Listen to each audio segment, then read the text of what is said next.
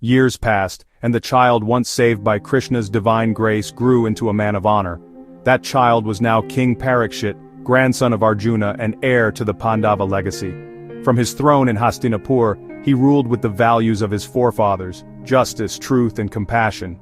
Under his reign, prosperity flowed, crops were abundant, trade flourished, and people lived without fear.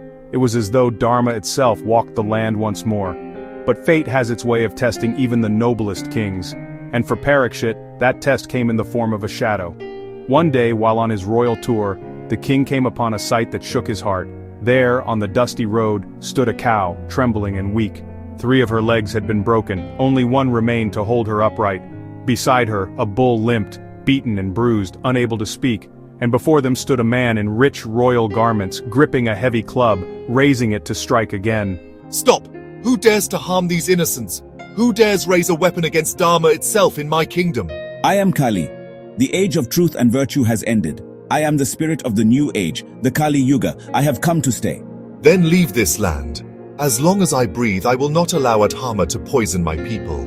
O great protector, do not strike me down. You are a king of Dharma, just and merciful. Even darkness needs a place to exist. Grant me shelter.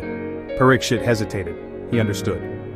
Kali was not just a man to be killed, he was an era, inevitable, woven into the fabric of time itself. You may live, but only in places where righteousness is weakest.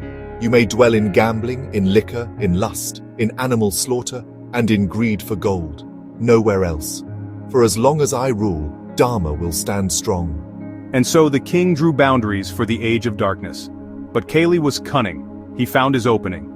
Quietly he entered the king's golden crown, slipping into the world through the weakness of greed. The first seed of downfall had been planted.